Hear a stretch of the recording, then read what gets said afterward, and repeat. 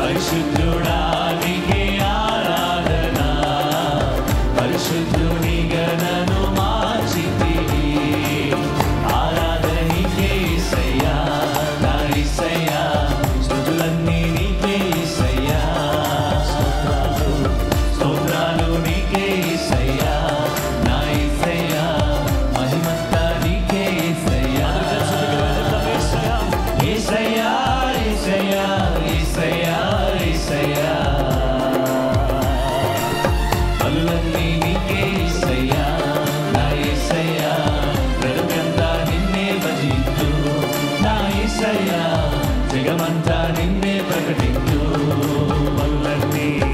బలులన్నీ నీకే యేసయ్యా నా యేసయ్యా బ్రతుకంతా నిన్నే భజింతు నా యేసయ్యా జగమంతా నిన్నే ప్రకటింతు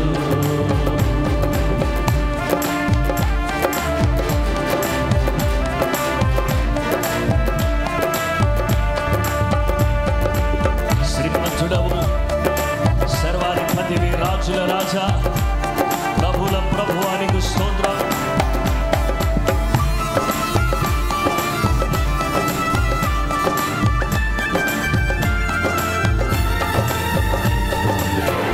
శ్రీమంతుడవు సర్వాధిపతివి రాజుల రాజా ప్రభువుల ప్రభువా పాడదాం అందరూ కలిసి శ్రీమంతుడవు సర్వాధిపతివి రాజుల రాజా ప్రభువుల ప్రభువా సమీపింపరాని తేజోనిధివి సమీపింపరాని తేజోనిధివి అమరుడానికి ఆరాధన అమరుని గణను మార్చితివి అమరుడానికి ఆరాధన అమరుని గణను మార్చితివి ఆరాధన నీకే యేసయ్యా నా యేసయ్యా స్తుతులన్నీ నీకే యేసయ్యా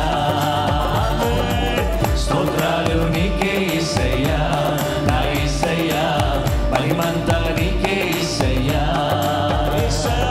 యేసయ్యా యేసయ్యా యేసయ్యా యేసయ్యా బలులన్నీ నీకే యేసయ్యా నా యేసయ్యా బ్రతుకంతా నిన్నే భజింతు నా యేసయ్యా జగమంతా నిన్నే ప్రకటించు బలులన్నీ నీకే యేసయ్యా నా యేసయ్యా బ్రతుకంతా నిన్నే భజింతు నా యేసయ్యా జగమంతా నిన్నే ప్రకటించు ఆరాధన ఆరాధన ఆరాధన ఆరాధన నీకే యేసయ్యా నా యేసయ్యా స్తుతులన్నీ నీకే యేసయ్యా స్తోత్రాలు నీకే యేసయ్యా నా యేసయ్యా మహిమంతా నీకే యేసయ్యా యేసయ్యా యేసయ్యా యేసయ్యా యేసయ్యా బలులన్నీ నీకే యేసయ్యా నా యేసయ్యా బ్రతుకంతా నిన్నే భజింతు నా యేసయ్యా జగమంతా నిన్నే ప్రకటింతు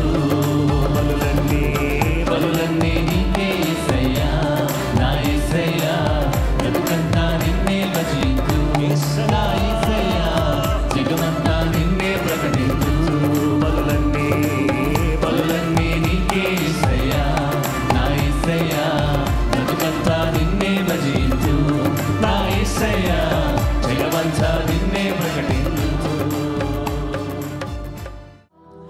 నీ సన్నిధిలో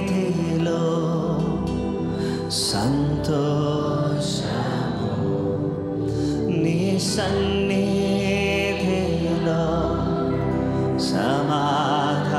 సమాధానము నీ సన్నిధిలో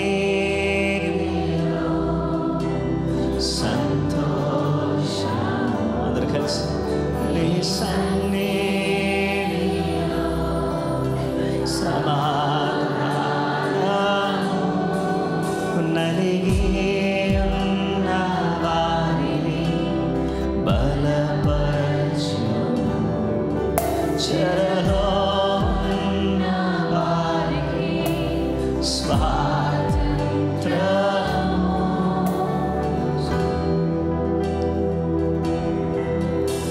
యేసయ్యా యేసయ్యా యేసయ్యా యేసయ్యా యేసయ్యా సన్నిధిలో నీ సన్నిధిలో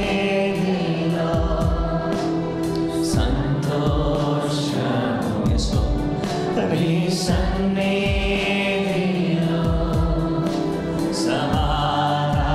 సమాధానము నలిగి ఉన్న వారిని బలపరచును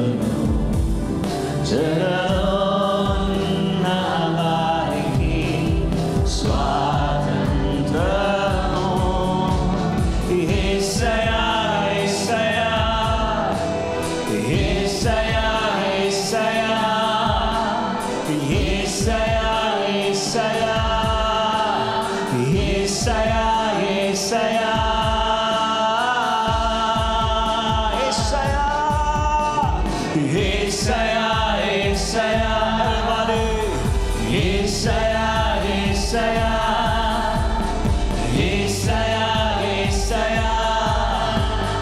యేసయ్యా యేసయ్యా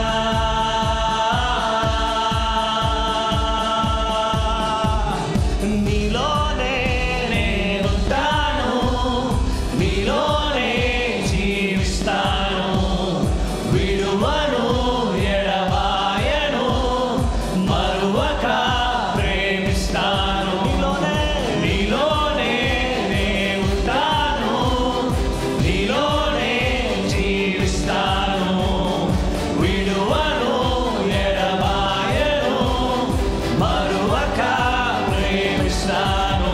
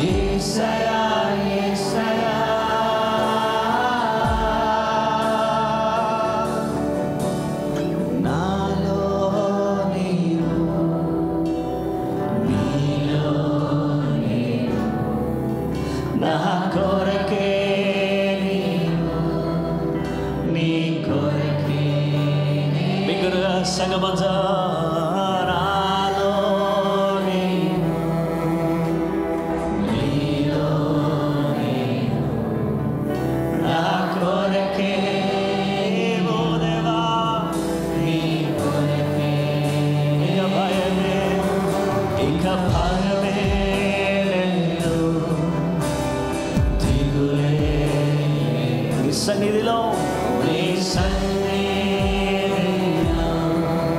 నేనుంటే బిగ్గరగా దేవా ఇక భయమే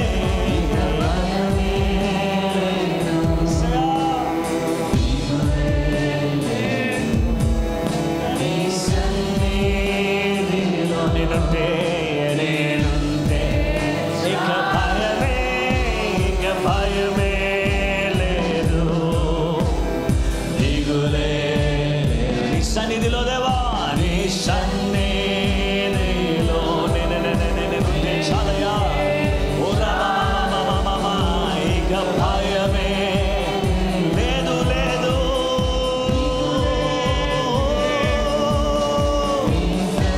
యేసయ్యా యేసయ్యా సంగమందరూ చేతులు పైకెత్తి యేసయ్యా యేసయ్యా యేసయ్యా యేసయ్యా యేసయ్యా యేసయ్యా యేసయ్యా యేసయ్యా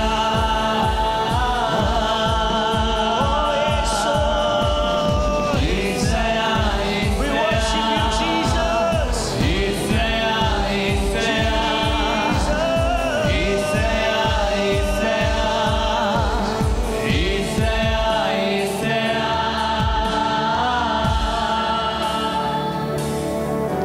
నీ సన్నిధిలో సంతోషము నీ సన్నిధిలో సమాధానం నీ సన్నిధిలో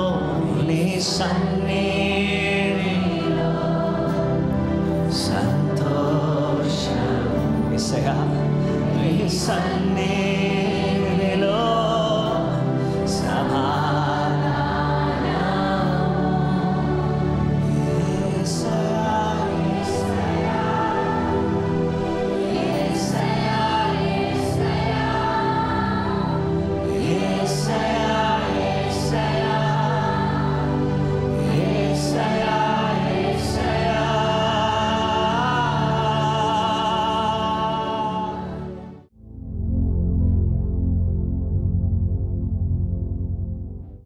ప్రభువైన యేసుక్రీస్తు నామములో మీకు అందరికి కూడా శుభములు, వందనాలు తెలియజేస్తున్నాను. ఈ సమయంలో మిమ్మల్ని అందరినీ ప్రేమతో ప్రార్థనా పోరాటానికి ఆహ్వానిస్తున్నాను. క్రీస్తునందు ప్రియమైన వారలారా, ఇంతవరకు దేవుని ఆరాధించడానికి, స్తుతించడానికి, ఆయన నామాన్ని గొప్ప చేయడానికి దేవుడు సహాయం చేశారు. ఈ సహాయం వల్ల దేవుని స్తుతించే చక్కటి భాగ్యాన్ని దేవుడు మనకు దయచేశారు. అందును బట్టి నేను దేవునికి కృతజ్ఞతలు, వందనాలు తెలియజేస్తున్నాను. ఉదయకాలం మీరు కూడా ఈ ప్రార్థనా పోరాటంలో పాలుపంపులు పొందడానికి కృప దేవుడు మీకు దయచేసినందుకు కూడా నేను దేవుని స్తుతిస్తున్నాను. ఈ సమయంలో దేవుని వాక్యాన్ని మనం ధ్యానం చేద్దాం. అందరం కూడా దేవుని వాక్యాన్ని రాసుకోవడానికి, జాగ్రత్తగా వినడానికి అందరూ కూడా సిద్ధంగా ఉండాలని ప్రేమతో మనవి. ద డాక్ట్రిన్ ఆఫ్ సాల్వేషన్, రక్షణ సిద్ధాంతము అనే అంశాన్ని గురించి ఈరోజు దేవుని యొక్క వాక్యాన్ని మనం వినబోతున్నాం. రక్షణ అనేటటువంటిది పాత నిబంధన కాలంలో చూస్తేనేమో ప్రమాదము నుండి రక్షించబడుట అనే తీరును మనం అర్థం చేసుకోవాలి. ప్రమాదము నుండి, విపత్తు నుండి, సమస్యల నుంచి రక్షించబడ్డం అనేటటువంటి దాన్ని మనము అర్థం చేసుకోవచ్చు. మరి క్రొత్త నిబంధనలోకి వచ్చేసరికి ఈ రక్షణ అనేది పాపము నుండి రక్షించబడుట అనే విషయాన్ని మనకు తెలియజేస్తుంది. చాలా మంది అనుకునేది ఏంటంటే, నేను మంచి కార్యాలు చేస్తే రక్షించబడతాను, నేను పుణ్యకార్యాలు చేస్తే నేను రక్షణలోకి వచ్చేస్తాను, నేను భక్తిగా ఉంటే రక్షణ పొందుకోగలుగుతాను అని అనుకుంటారు. కాదు, దేవుని వాక్యం చెప్పే మాట ఏంటంటే, మనము పుణ్యకార్యాలు చేయటం వల్ల రక్షణలోకి రావడం అనేది జరగదు. అద్భుతమైనటువంటి సర్వశక్తి కలిగినటువంటి దేవుడు తన కుమారుడైన యేసుక్రీస్తు ప్రభువారిని పరలోకం నుంచి భూలోకాన్ని పంపించాడు. ఆ పంపించబడిన యేసుక్రీస్తు ప్రభువారు తన యొక్క కృప ద్వారా, తన ప్రేమ ద్వారా, తన యొక్క దయ ద్వారా మనందరికీ రక్షణ ప్రసాదించాలని, ఆయనే తన కృప చేత మనల్ని రక్షించాలని ఆయన కోరుకున్నాడు. ఎఫెసీయులకు రాసిన పత్రిక 2వ అధ్యాయము 8, 9 వచనాలు. మీరు విశ్వాసము ద్వారా కృప చేతనే రక్షింపబడి ఉన్నారు. ఇది మీ వలన కలిగినది కాదు, దేవుని వరమే. అది క్రియల వలన కలిగినది కాదు, కనుక ఎవడునూ అతిశయపడ వీలు లేదు. రక్షణ అనేది ఏదో తన సొంత క్రియలను బట్టి కలిగింది కాదని ఏ ఒక్క వ్యక్తి కూడా అతిశయపడడానికి వీల్లేదు. నేను రక్షించబడ్డాను, అది నా వల్లే కలిగింది అని ఎవరు కూడా అతిశయపడకూడదనమాట. ఈరోజు యేసు ప్రభు అనుగ్రహించే గొప్ప రక్షణ మనం పొందుకోవాలంటే మనం అర్థం చేసుకోవాలి, రక్షణ అనేది ఎవరి ద్వారా కలిగేది కాదు. అపొస్తలుల కార్యాలు 4:12 మరి ఎవని వలనను రక్షణ కలుగదు, ఈ నామముననే మనము రక్షణ పొందవలను గాని ఆకాశము క్రింద మనుషులలో ఇయ్యబడిన మరి ఏ నామమున రక్షణ పొందలేము అనెను. పేతురు తన ప్రసంగంలో ఆయన చెప్తున్న మాట ఏంటంటే, మరి ఎవని వలనను రక్షణ కలుగదు, ఈ నామముననే మనము రక్షణ పొందాలి. ఆకాశము క్రింద మనుషుల్లో ఇయ్యబడిన మరి ఏ నామములో కూడా మనం రక్షణ పొందలేము. దేవుని బిడ్డలారా, రక్షణ అనేది ప్రభు అనుగ్రహించినటువంటి నామములోనే మనం పొందగలం గాని మరి ఏ నామములో కూడా మనం రక్షణ పొందలేము అనే విషయాన్ని దేవుని వాక్యం తెలియజేస్తుంది. దేవుడే మనల్ని రక్షించేవాడు. ఈరోజు మన ధ్యానంలో మొదటి విషయం ఏమనగా దేవుడు, గాడ్. యోహాను సువార్త 3:16 దేవుడు లోకమును ఎంతో ప్రేమించెను కాగా ఆయన తన అద్వితీయ కుమారునిగా పుట్టిన వానియందు విశ్వాసముంచి ప్రతివాడును నశింపక నిత్యజీవం పొందినట్లు ఆయనను అనుగ్రహించెను. మన యొక్క జీవితంలో మనం పాపం చేశాం కాబట్టి పాపం చేసినటువంటి మనము చనిపోవడానికి అర్హులమయ్యాం. కానీ దేవుడు తన యొక్క కృపచేత, దయచేత ఆయన మనల్ని శిక్షించడం ఆయనకి ఇష్టం లేక ఆయన మన కొరకు ఆయనే బలి అవ్వాలని కోరాడు. యెహెజ్కేలు గ్రంథం 18:4 మనుషులందరూ నా వశంలో ఉన్నారు, తండ్రులేమి కుమారులేమి అందరూ నా వశంలో ఉన్నారు, పాపము చేయి వాడెవడో వాడే మరణమునందును, ఈ ఆత్మలు అనేవి నాయి. అంటే మనుషులందరూ నా వశంలో ఉన్నారు. The soul of the father, తండ్రులేమి as well as the soul of the son is mine. తండ్రులేమి కుమారులేమి అందరూ నా వశంలో ఉన్నారు, అందరూ నా వశంలో ఉన్నారు. అయితే పాపము చేయబడెవడో వాడు మరణమునందును. ఎవరు పాపం చేస్తారో వాళ్ళు మరణాన్ని పొందుకుంటారని దేవుని వాక్యం మనకు తెలియపరుస్తుంది. పాపము చేసేవారు మరణమునందుతారు. అలాంటి మరణము అనేటటువంటిది పాపం చేసిన వారికి సంప్రాప్తమవుతుంది. దేవుడు పాపమునకు శిక్ష విధిస్తాడు, పాపిని రక్షిస్తాడు. దేవుడు ప్రేమ స్వరూపి, ప్రేమ లేనివాడు దేవుని ఎరగడు అని 1 యోహాను 4:8 మనం చూస్తున్నాం.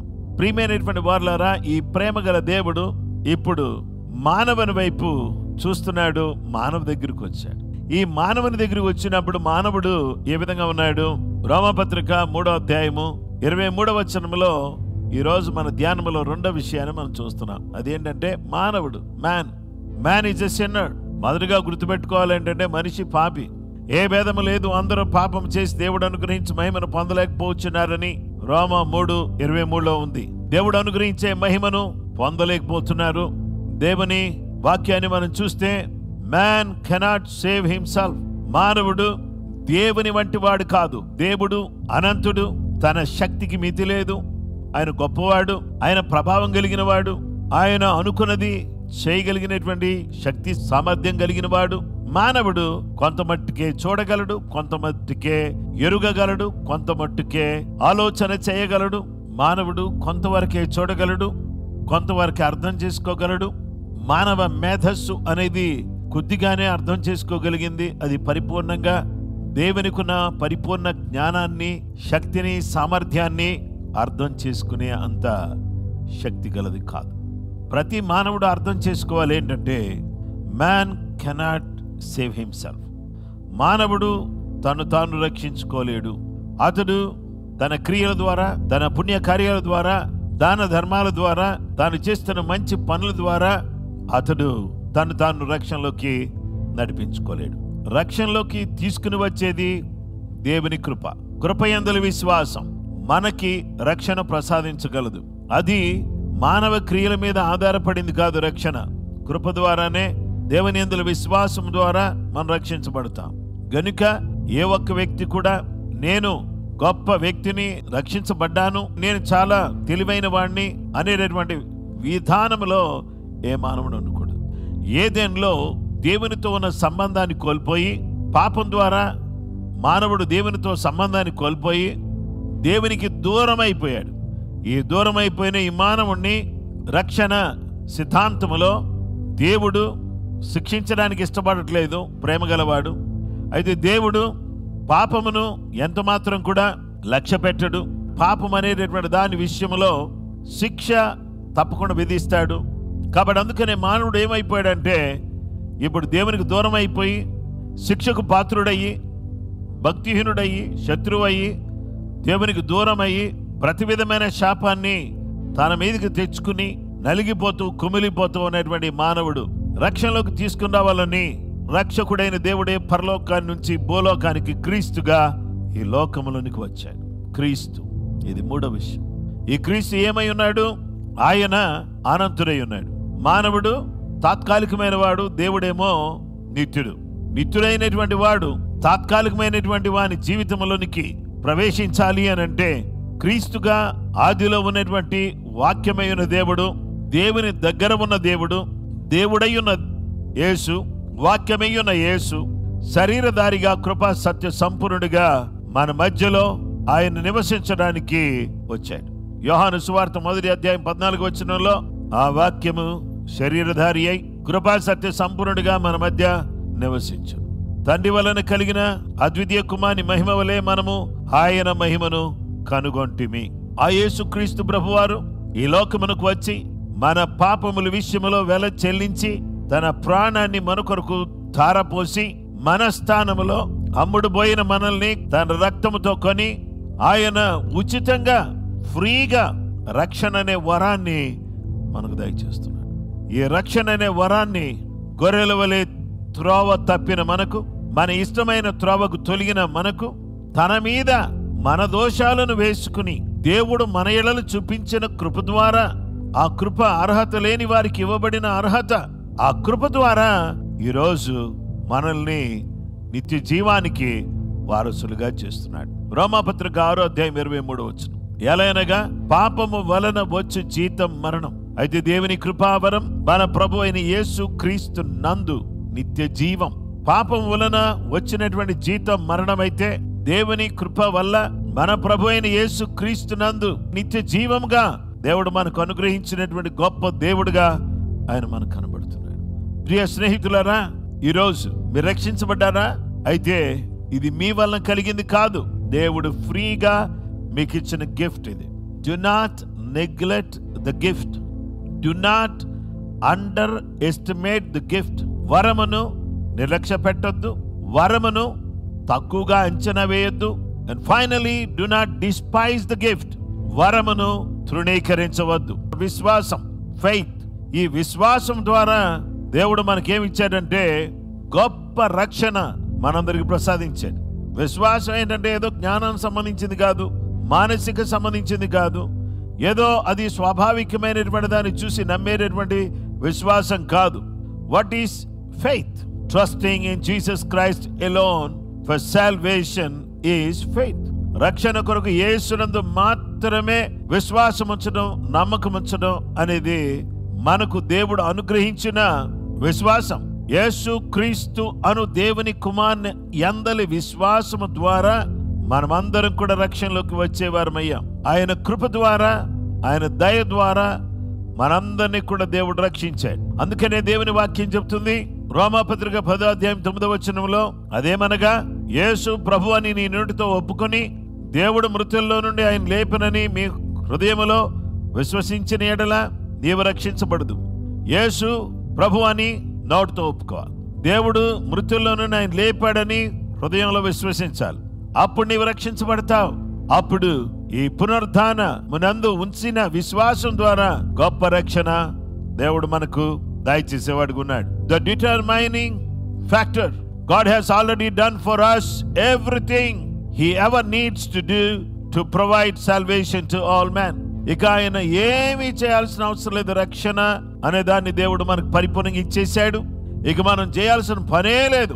Christ died for every human being. ప్రతి మానవుడి కొరకు యేసు ప్రభువు చనిపోయారు. He didn't die for only Asians.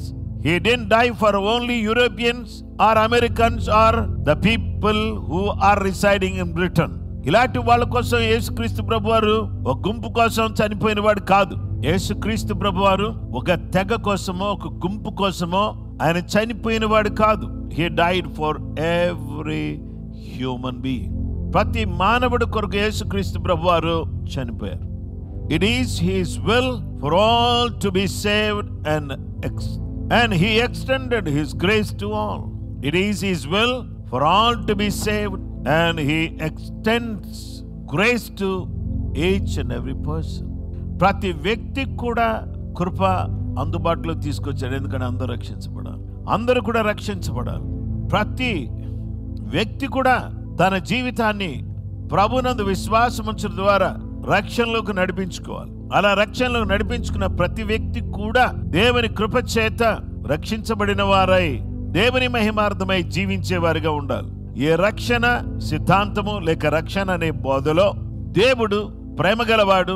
మనుషులు మరణించుట నశించుట ఆయనకి ఇష్టం లేదు. మానవుడు పరిమితి జ్ఞానం కలిగిన వాడు. తాను చేసే నీతి క్రియల ద్వారా భూమి మీద ఉన్నంత కాలం ఏనాడు కూడా తన రక్షణకు కావలసిన అర్హతను సంపాదించుకోలేని వాడు. అలాంటి వాడికి దేవుడు తన కుమారుడైన క్రీస్తును పంపించి ఆ కుమారుడు కార్చిన పరిశుద్ధ రక్తము ద్వారా ఆ వ్యక్తి క్రీస్తునందు ఉంచిన విశ్వాసం ద్వారా ఇక దేవుడు అనుగ్రహించిన కృపను బట్టి ఆయన యందలి విశ్వాసము ద్వారా మనమందరం కూడా రక్షణ పొందుకునే అవకాశాన్ని దేవుడు మనకు దయచేశాడు. ఈ గొప్ప రక్షణ మీరు నిర్లక్ష్యం చేసిన ఎడల ఎలాగూ తప్పించుకుంటారు? దేవుడే మనకు ఈ గొప్ప రక్షణ ప్రసాదించాలని ఆయన ఇష్టపడుతున్నాడు. మరి ఎలాగా మనం ఈ రక్షణ పొందుకోగలం? క్రీస్తును మన హృదయంలో చేర్చుకోవడం ద్వారా, ఆయన కృపను అర్థం చేసుకుని ఆయన విశ్వాసం ఉంచడం ద్వారా గొప్ప రక్షణ ప్రతి మానవుడు కూడా పొందుకుని దేవునితో సహవాసం కలిగి, దేవునికి దూరమైన మానవుడు క్రీస్తు ద్వారా దేవునికి దగ్గరై దేవుని కృప ద్వారా దేవుని యందు విశ్వాసము ద్వారా రక్షణ పొందుకుని రాజ్యానికి వారసుడయ్యేటటువంటి కృప దేవుడు దయచేస్తున్నాడు. కాబట్టి ఈ రక్షణ అద్భుతమైంది. ఈ రక్షణ సిద్ధాంతాన్ని, ఈ రక్షణ బోధను అర్థం చేసుకుని దేవుని మహిమార్థమై మనం జీవించడానికి కృపగల దేవుడు, దయగల దేవుడు తన సహాయం మనకు దయచేయును గాక. ఇంకా కూడా పాపములు జీవిస్తూ ఉంటే యేసు ప్రభువా నన్ను రక్షించు, నీ కృప ద్వారా నన్ను నీ కుమారుడిగా, నీ కుమార్తెగా మార్చు ప్రభువా అని మన పాపములను ఆయన సన్నిధిలో ఒప్పుకోగలిగినట్లయితే సర్వశక్తిమంతుడైన దేవుడు తన గొప్ప రక్షణ మనకు దయచేసి కృప అనుగ్రహించే దేవుడుగా ఉన్నాడు. అలాంటి కృప మనకు దేవుడు దయచేయును కాక. ప్రార్థన చేసుకుందాం.